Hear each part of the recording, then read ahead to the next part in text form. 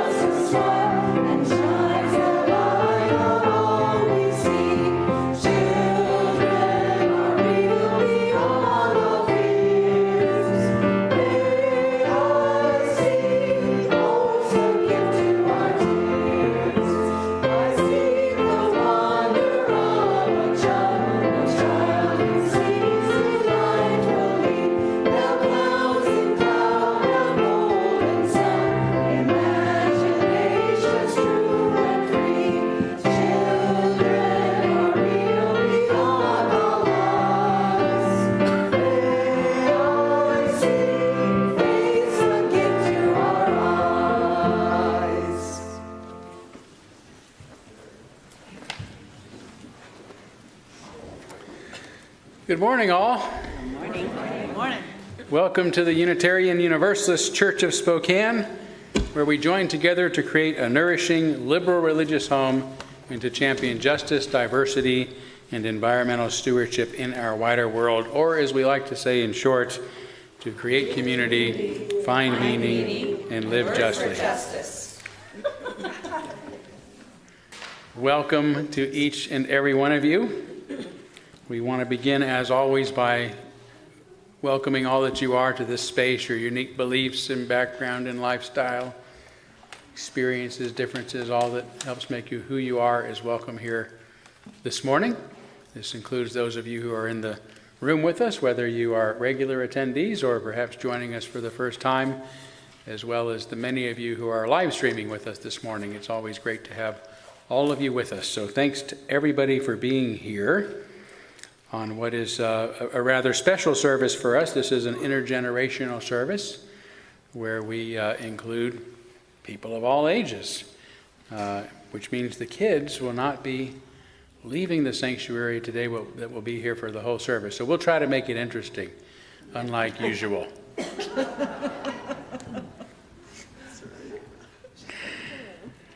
But I do want to start with a couple of announcements, important announcements. One, again, Pride Weekend is next weekend. And are you still looking for volunteers, too, to sign up for the... You've got volunteers. Okay, so we've got volunteers. But if you can show up and help represent our church during the Pride Parade, which is going to be next Saturday. And we're not exactly sure, I know the what is it called? Order of service. Order of service, thank you. It's called something. I always get it messed up. I always want to say the sun, but that's not it. But it has a specific time. That might be inaccurate because we really don't know when we're going to line up because we haven't got our position yet. So keep an eye out in the Sun, which is our newsletter that will be emailed out to you, and you can get online this Thursday. So you'll know exactly where we're going to be positioned and what the best time is to start to gather. And that'll be again next Saturday. Wear your bright colors. Wear bright colors, yes. And with apologies, I will not be able to be there. I'm going to be away at a conference in Chicago, a Heterodox Academy conference. So please be there and represent me too. I would appreciate it very much. And then I'll be back Sunday in time to tell you about the Heterodox Academy experience this year. That Sunday will also be the date of our annual meeting, which will take place after this service, our second service, about 12:30.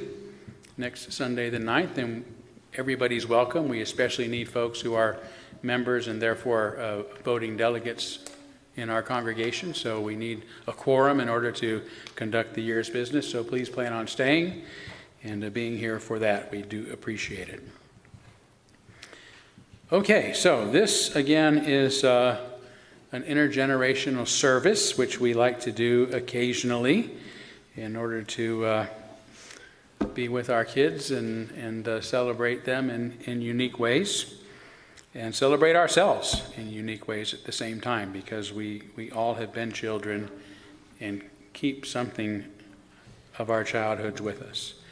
So it so happens that Stephanie and I had planned this for this date some time ago, and then when Stephanie was in contact with some of our friends at our partner church in Felșoracos, Romania, she discovered they were celebrating World Children's Day and hadn't even heard of it before. Well, World Children's Day was yesterday, June 1st. At least that's when many countries celebrate it. And it was first established in 1925 during the World Conference of Child Welfare in Geneva. And some countries have since began celebrating it on November 20th to commemorate what was the United Nations, UN's signing of the Declaration of the Rights for the Child in 1959. So different places celebrated at different times, but we are very happy for the coincidence to be having this particular intergenerational service, celebrating amazing kids throughout the world during our time here this morning, including some amazing kids that are even in this building with us, right? Yes, you guys are amazing. So no matter when Children's Day is celebrated, Stop. So no matter when Children's Day is celebrated, I told you, I'll be with you in a minute, okay? Okay. All right, no matter when Children's Day is celebrated, I'm sorry, I'm going to have to deal with this, so excuse me. Oh my goodness.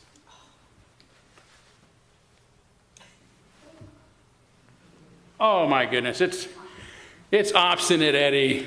You're being obstinate and bothering me while I'm trying to introduce today's service. What exactly are you doing here? I came for the tryouts. You came for the tryouts?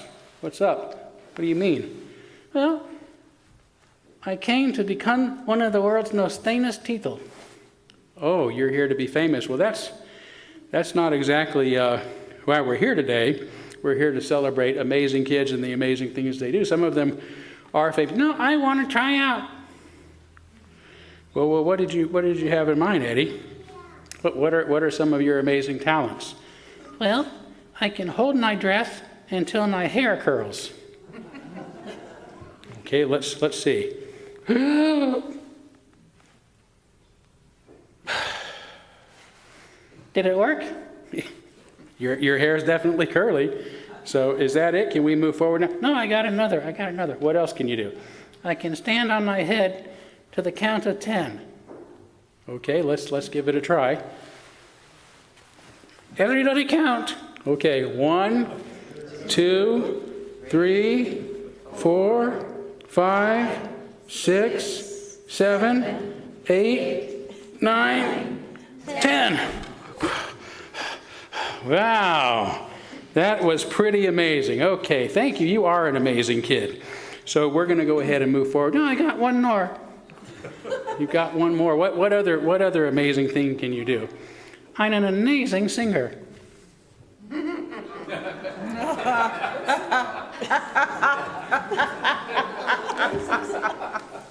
You know, we're really running out of time.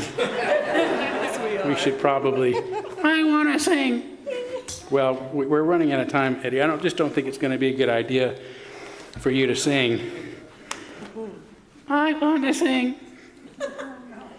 All right. What do you want to sing? It's a duet.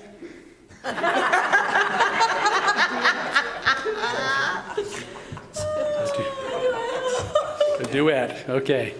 And who did you have in mind to sing with you? You. Okay. Do I know the song? You'll pick it right up. Okay. Here I go. All right.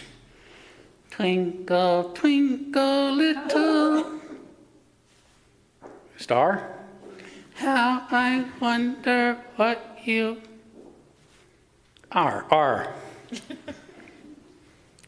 Like a diamond in the sky. Does the world so high. Twinkle, twinkle, little star. Star? How did you do that? You're throwing your voice. Star. How I wonder what you are. Very good. Okay, thank you. Thank you, Eddie. Yes, and just so you know, this really isn't about becoming a famous kid, but it's about some kids that have done amazing and good things in the world, some of whom have become famous or well known because of what they've done. But this is really about celebrating all the amazing things and good things that everybody who was a child grew up to do, and all that children are doing in the world now, and all that some of our own children are going to grow up to do. So that's why we're here today. Does that sound good to you? I want to be famous. Okay. Well, we'll talk later. Find yourself a nice seat right down here. And yeah. Madeline has forbidden that from happening. That was our tryout, and I didn't see her, waving any flags. A flag of surrender, maybe. I'll give him a kazoo. Yeah, there you go. Yeah. I can do the spoken parts. Yeah. So we're actually going to, Stephanie and I, who put this service together, are going to actually start now by giving you some real examples of what we mean by amazing kids, some amazing kids, and the potential of all children, the potential within us all. And we're going to start with the oldest child and work our way down to some that are surprisingly young. So, Stephanie, do you want to start? Right, so starting with a 17-year-old. At 17, Malala Yousafzai became the youngest ever Nobel Prize laureate for her courageous advocacy of girls' education in the face of Taliban oppression. Okay, and at age 16, Greta Thunberg. How many of you have heard of Greta Thunberg? Yeah, lots of folks here. Inspired a global movement for climate action, including millions in climate strikes to demand environmental responsibility from our world leaders. At 15, Claudette Colvin bravely refused to give up her seat on a segregated bus in Montgomery, Alabama, becoming a key figure in the civil rights movement. At age 14, Louis Braille invented a tactile writing system for the blind, revolutionizing access to reading and education for visually impaired individuals. Age 14. We've all heard of Braille, didn't know a 14-year-old came up with that. At 13, Joan of Arc began to receive visions that would lead her to become a pivotal figure in the 100 Years' War, ultimately leading the French army to several important victories.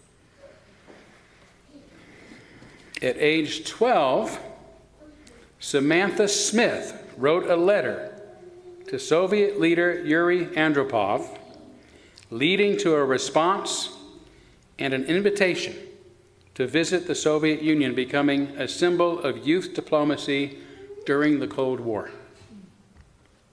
At age 11, Stevie Wonder signed with Motown Records, beginning a legendary music career that would break barriers and inspire millions with his talent and activism. At age 10, Iqbal Masih escaped child slavery and became an international figure in the fight against child labor, raising awareness about the exploitation of children around the world. At 9, Tutankhamun became the pharaoh of Egypt, and although he died young, his tomb's discovery thousands of years later provided unprecedented insights into ancient Egyptian civilization.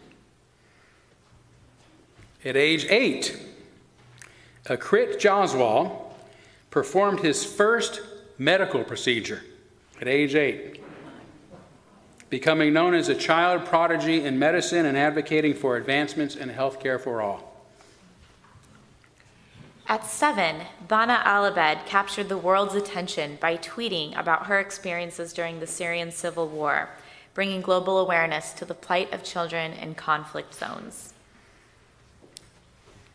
At 6, Ryan Reljak raised funds to build a well in Uganda, starting a lifelong mission to provide clean water to communities in need from his foundation, Ryan's Well. At 5, Phoebe Russell launched a campaign to recycle cans, raising thousands of dollars to feed people in San Francisco and inspiring others to take actions too. What do you think? Should we cut it off at 5? I don't know if preschoolers can do much. And preschoolers do much? Let's see. Wait, there's an age 4 right here. Age 4, okay. Joshua Williams started his foundation to fight hunger, distributing food to those in need and advocating for food security across communities. At 3, Ryan Hicks began collecting socks for people experiencing homelessness, showing that even the youngest among us can make a significant impact with simple acts of kindness. At age 2, Baby Dev is a math genius who just appeared on America's Got Talent as its youngest and smartest contestant ever. We'll now have our chalice lighting. We will. And our chalice lighting this morning will sound a little different than it normally does in this room. But if you're with me in the Thoreau room every Sunday, you'll know exactly what to do. It has hand motions, and I'll encourage you all to follow along with the screen and then follow me for the hand motions. We light this chalice to celebrate Unitarian Universalism. See how it's 2 U's? Yeah. This is the church of the open mind. This is the church of the helping hands. This is the church of the loving heart. Together, we care for our earth and work for friendship and peace in our world. Thank you.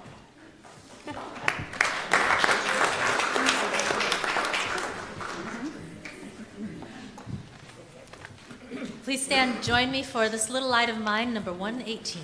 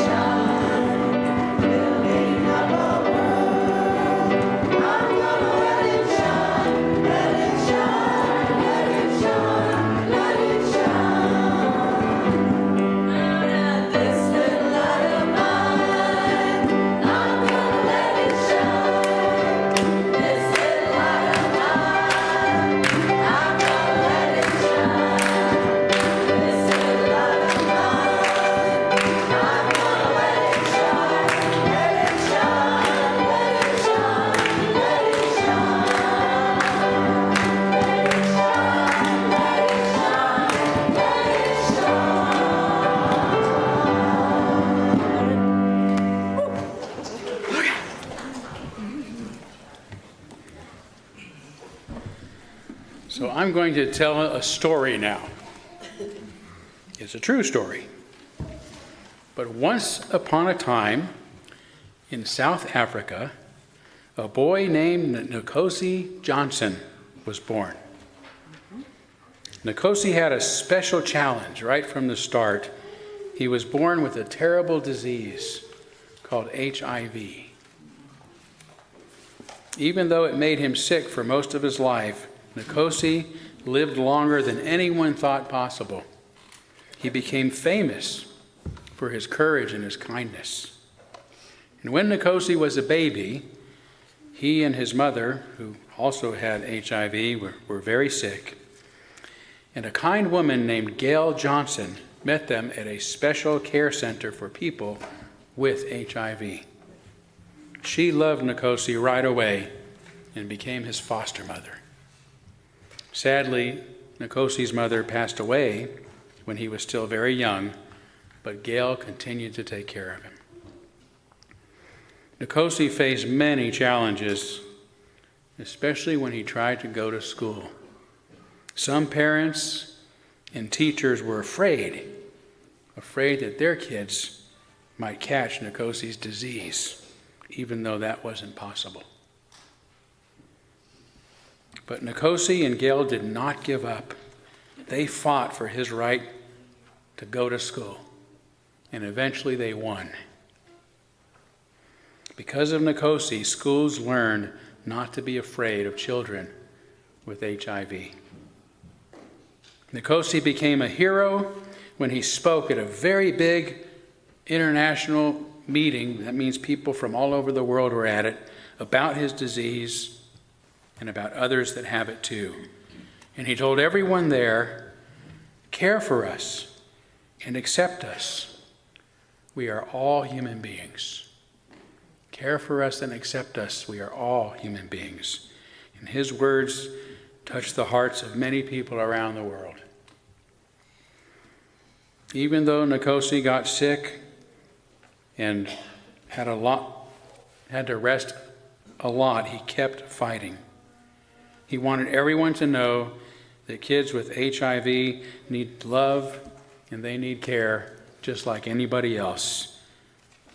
Nkosi passed away when he was 12 years old. But his bravery and his message of love and acceptance live on to this day. Today, Nkosi's Haven is a special place named after him that helps children and mothers with HIV. Nkosi's story reminds us that even the smallest voice can make the biggest difference in the world. The end.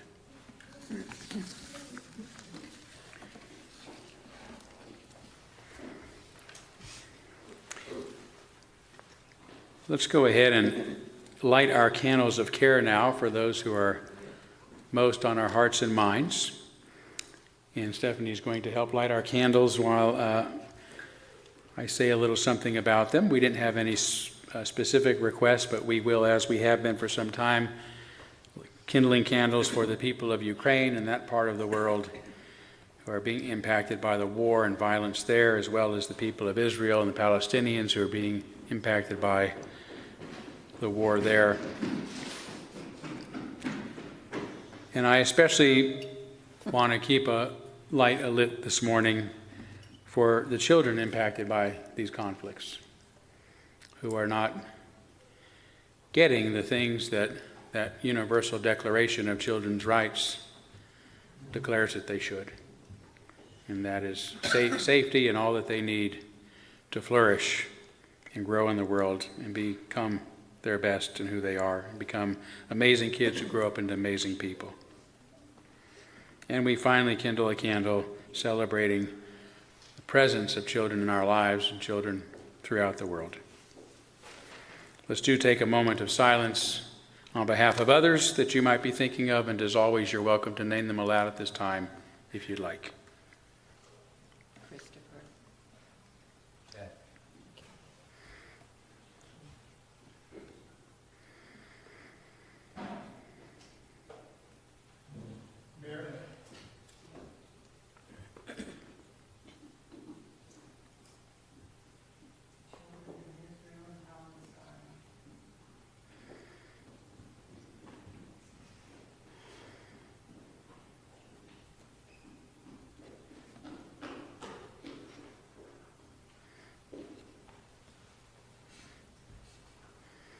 those named aloud and those embraced in our stomping feet,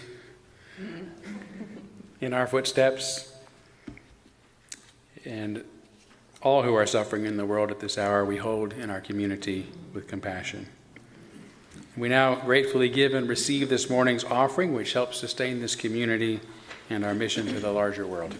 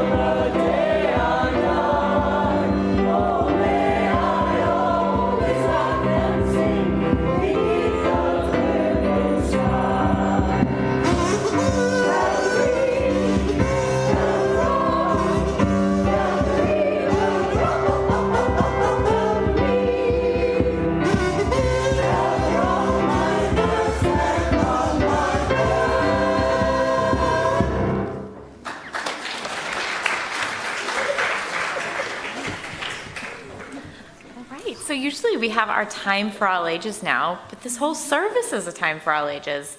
Nevertheless, I would love to invite any children who'd like to come up into the front row to join me.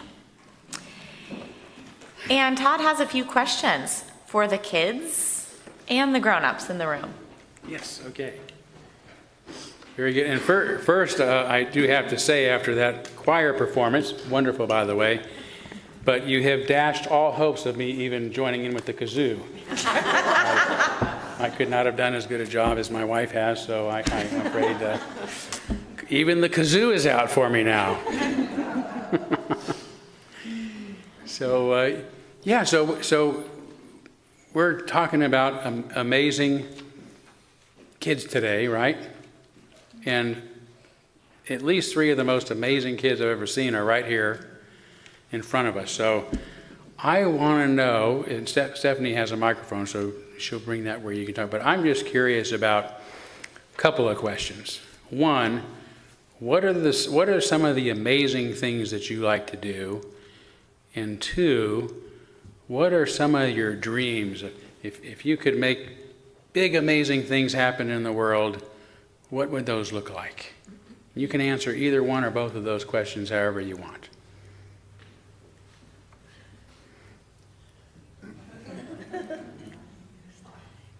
Zuri said she'll go second. Go second, okay. Who wants to go first? Your Brooklyn. Yay, Wonderful. Brooklyn. Hold it really close to her because we won't be able to. I want to be a judge when I grow up. A judge. Excellent. You'd make an excellent judge, a merciful judge, but an honest judge. That's great. So too. Would you like to share, Zuri? Zuri? When I grow up, I want to be a mom. A mom? Oh my gosh. You're going to make an excellent mom because you have such a wonderful role model to follow. Yep. Very good. All right. I think I know. When I grow up, I want to be a police officer.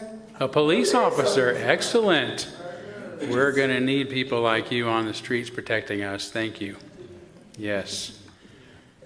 And what about some of the amazing things you're doing right now? What are some amazing things? I know because you drew me some. Oh, go ahead. Curry's.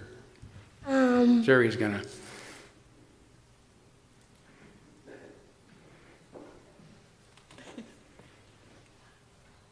Something amazing that you like to do or that you love about things.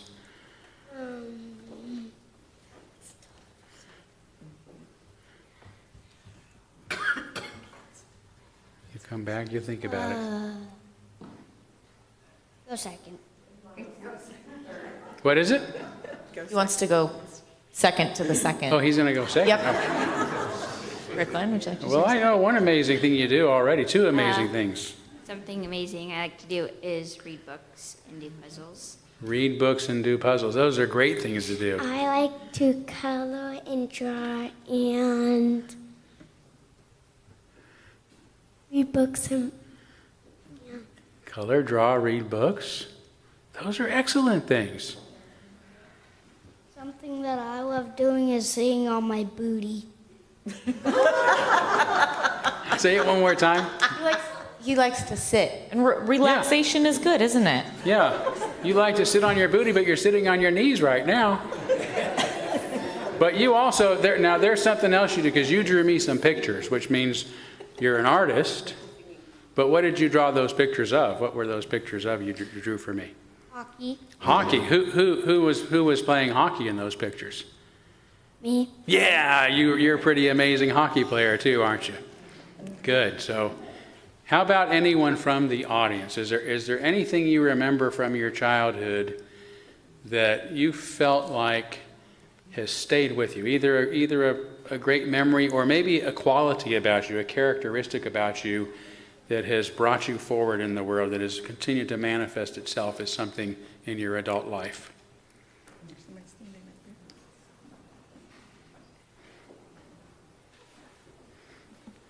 It was my biggest dream and prayer to live with my mother. And we moved to Spokane.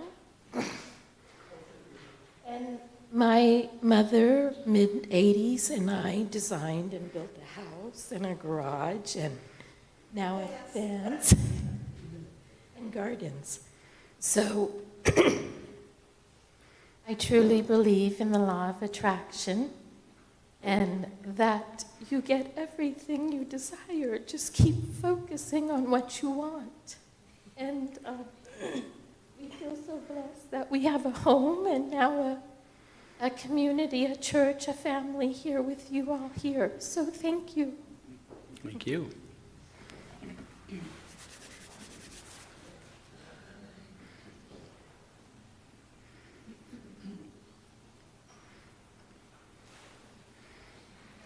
When I was a little girl, I loved to climb trees, and I don't climb trees now, but I still love trees.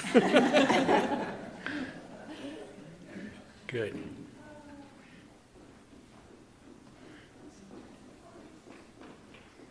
My brother and I built a hanger out of toothpicks, really made it look nice, and then we put books on top of it until it caved in. All right. That's good. Yeah. Yeah, Boeing's been in trouble lately for building airplanes out of toothpicks, so that's...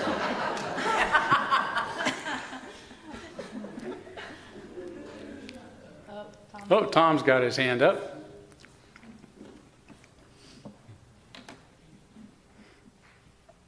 it wasn't at the youth or the young age of these young folks, but in early high school, there was an incident that caused me to reevaluate what now I know was my spiritual values and put me in a different direction that has ended me up for the last 65 years of my life in this kind of an environment and a humanist environment with the Unitarian Church.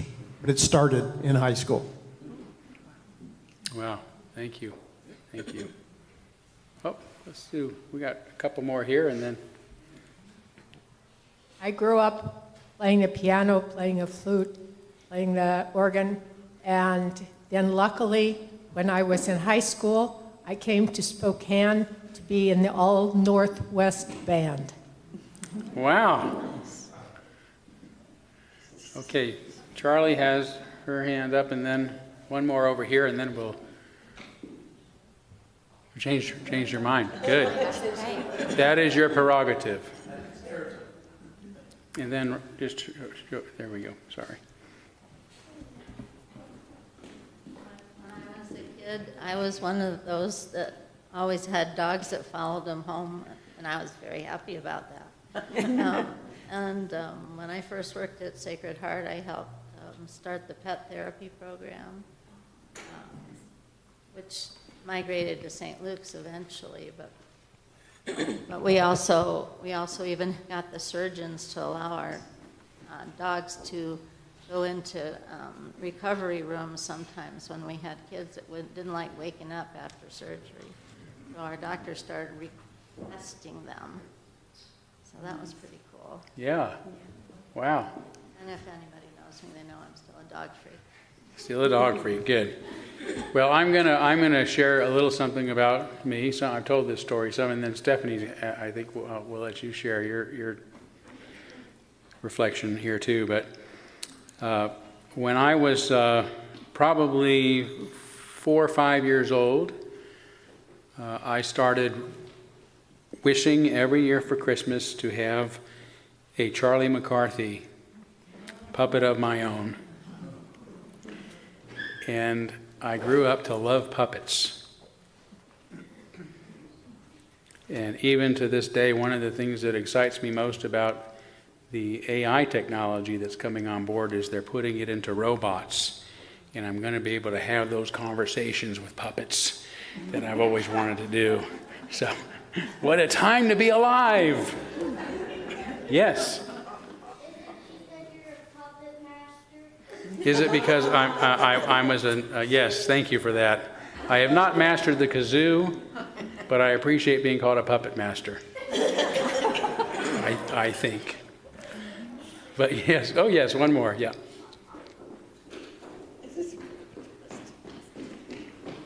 I grew up during the Second World War, and I attribute to my wonderful father who drilled wells on internment camps in southern Idaho that I can now verify to those doubters that there were internment camps, and we were dismayed and horrified about it. Wow, thank you.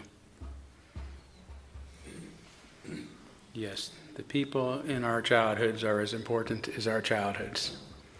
Did you want to share something about your? Oh, I can. You know, okay. Sure. Yeah. When I was probably Charlie's age here, I just fell in love with dancing. And when I grew up, I wanted to be a ballerina. And I took classes all those years, and when I was in high school, I realized that professional dancing wasn't probably a viable career path for me. So I became a teacher in a classroom. And then 3 years ago, I decided to change my career, and I bought a dance studio, and now I get to spend several days a week teaching little 3-year-old ballerinas with dreams of being a prima ballerina someday. So that's stuck with me my whole life. All right, so we do have some pretty amazing kids and grown-ups in this congregation, but I want to have special recognition this morning for Zuri and Theo, because today is their last. Do you want to wave at everyone in case they don't know who you are? Okay, just in case you don't know. Zuri and Theo today are participating in their final OWL class. And OWL stands for Our Whole Lives. It's a comprehensive human sexuality program. And I'm just so grateful for the support of this congregation, your kind of emotional support, your financial support. We've been able to offer this program to a cohort of 5 kindergarten and first graders this year. Special thanks to our volunteer facilitators, Kelsey Christensen and Marianne Winifred. They're our 2 UUCS facilitators for this group. So have fun today at your last class, guys. Do you think there's going to be treats? Okay, yeah. There are always treats on the last day, right? Oh, and now, children, maybe so. Children are welcome to stay up here because we've got a special musical interlude that we'd like you to participate in. I don't know if you saw the last song that Peggy had this little thing. Do you know what this is? This is a special flute. It's called a kazoo. And what you do is you put in your mouth the big side, and then you hum into it. So if you blow into it, nothing will happen. If you go, nothing happens. But if you hum, that happens. So I have a little box of kazoos. Would anybody like a kazoo? Because we're going to sing You Are My Sunshine, and there's going to be a part where we can do some kazoos. So we have to practice it first. You have to hum. You have to go, oh. You have to kind of like do it from your throat. Go,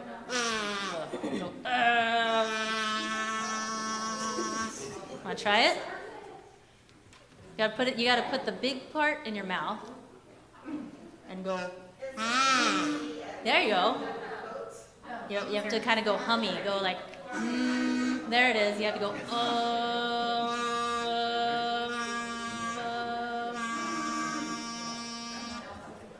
Okay. All right, so we're going to do You Are My Sunshine. We'll sing the first verse, and then we'll do an improvised kazoo, and we'll sing the second verse, and then we'll do an improvised kazoo, and then the first verse again. You ready for this? We're going to do this New Orleans style. So pretend to be a trombone, a clarinet, a trumpet. All right. Stand. Okay. Here we go.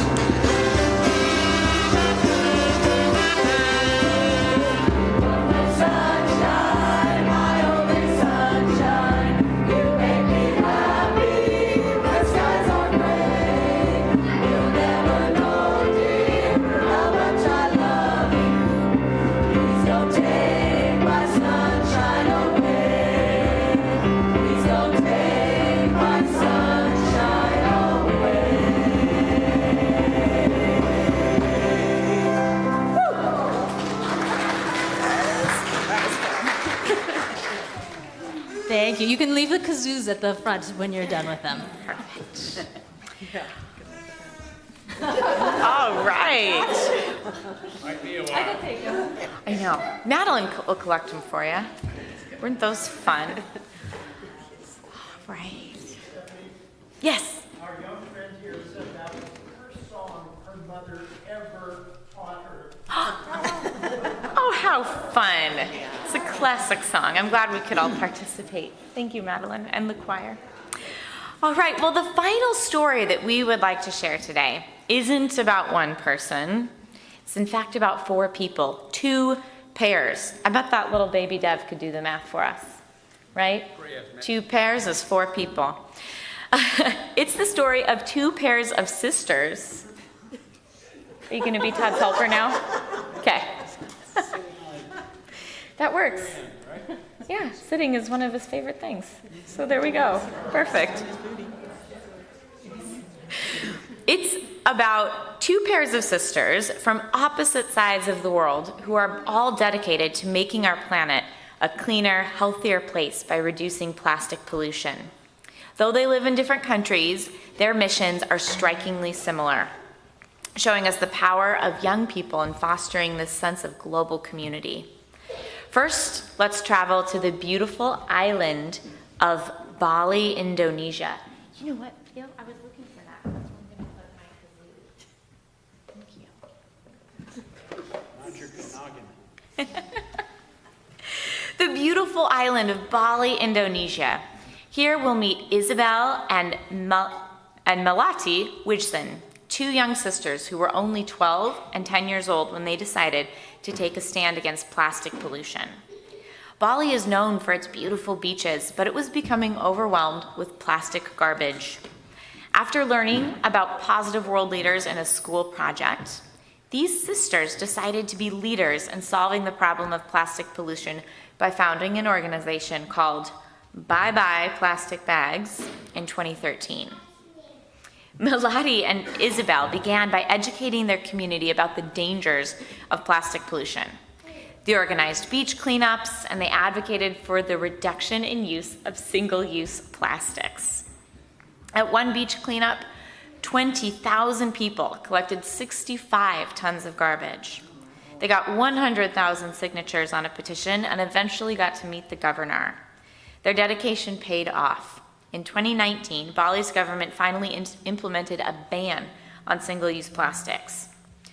Now let's journey to the United Kingdom, where we meet another pair of environmentally conscious sisters. Amy and Ella Meek, also aged 10 and 12, founded the organization Kids Against Plastic in 2016, just 3 years after the Wijsen sisters founded their Bye Bye Plastic Bag organization. Amy and Ella were inspired also by a school project, this one about the UN's Global Goals for Sustainable Development.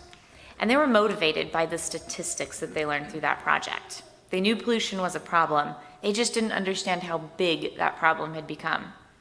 So the Meek sisters set out to educate people about plastic pollution, and they encouraged schools and businesses to reduce their plastic usage. They created the Plastic Clever initiative, which provides practical steps to minimize plastic consumption and even offers a certification process for schools. Amy and Ella have visited over 1,000 schools, collaborated with over 50 businesses, and even published a book called Be Plastic Clever to spread their message. Wherever you live, you can join their Kids Against Plastic Club and make a difference in your own school. While Melati and Isabel focused on grassroots activism in their local community, Amy and Ella leveraged advocacy on a global scale. Despite these different approaches, both pairs of sisters have achieved really amazing success in their fight against plastic pollution. Their stories remind us that no matter where we live, we share one planet, and together we can protect it. These young people exemplify the theme of our service today. Kids are amazing. They can make a difference. And when they band together across the globe, their potential impact is truly boundless. Melati, Isabel, Amy, and Ella remind us that we're part of a global community. No matter your age or your location, every action you take can make a difference. As we join hands with people in this room and around the world, we become a powerful force for positive change, proving that together we can build a cleaner, healthier future for all.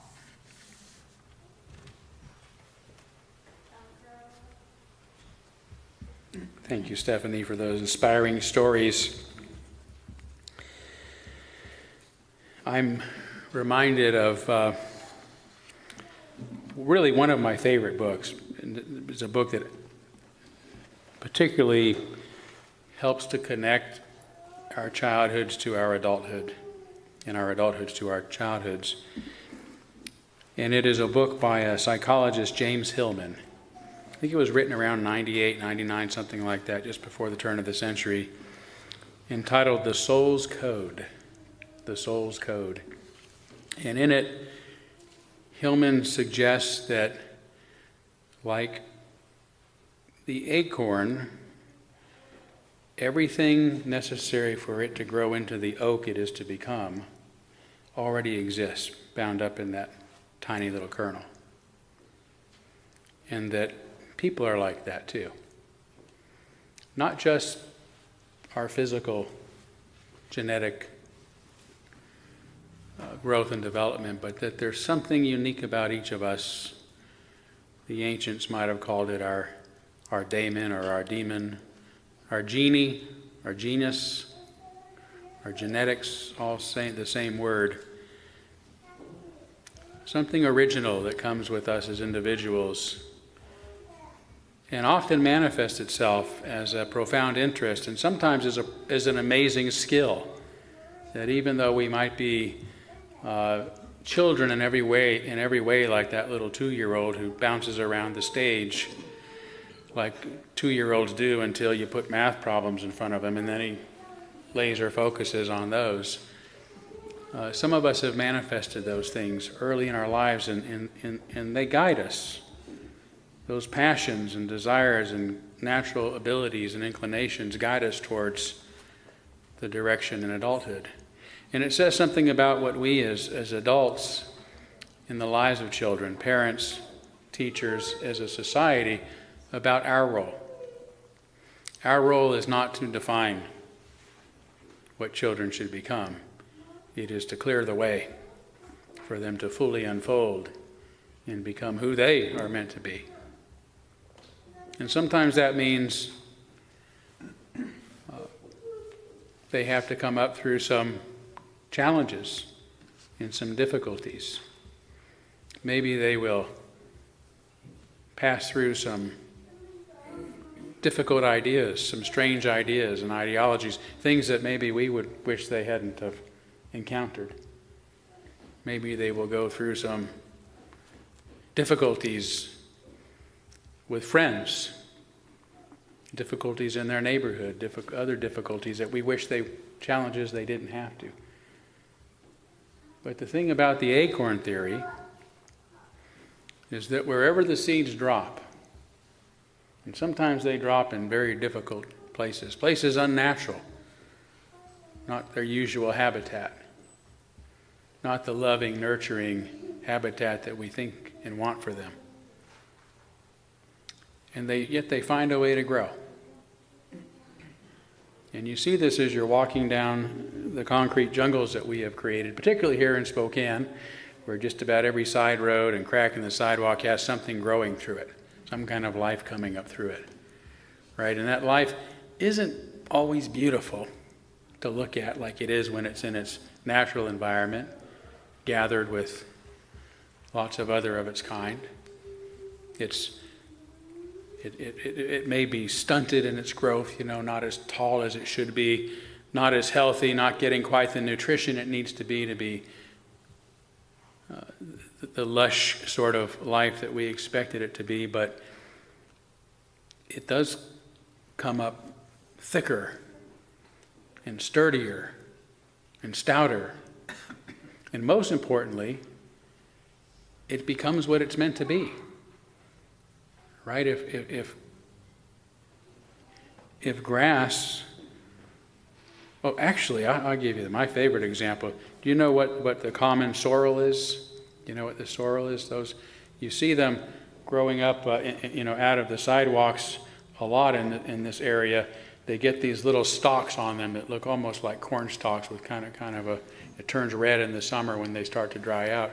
Most of the time when you see those, they're kind of ugly and spindly and on the side of the road.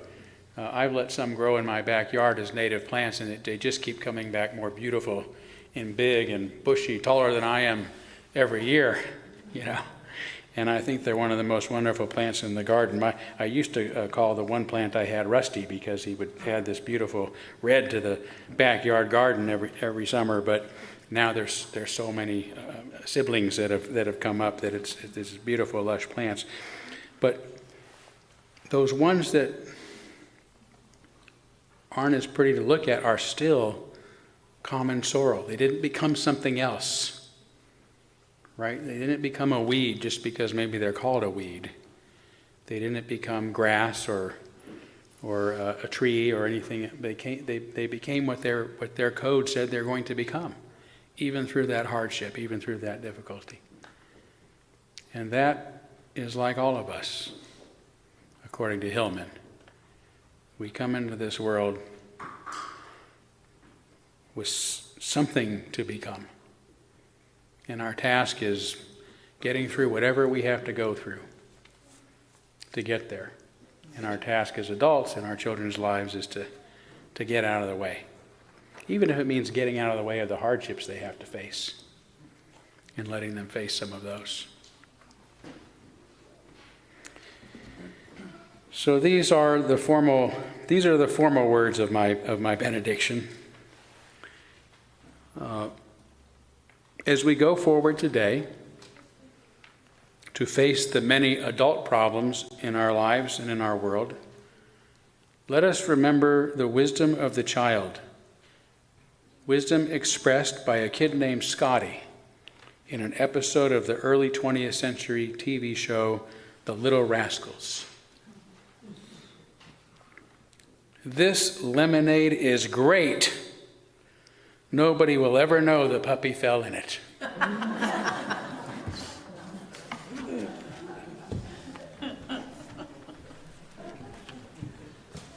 Please stand for our last hymn, "'Tis a Gift to Be Simple," number 16.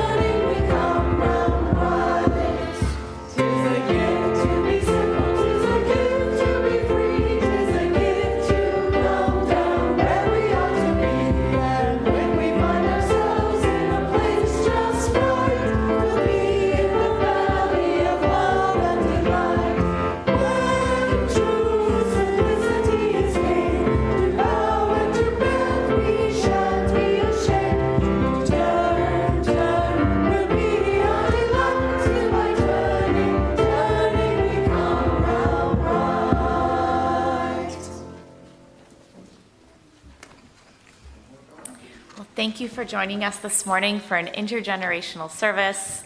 Peace, amen, salam alaikum, and shalom.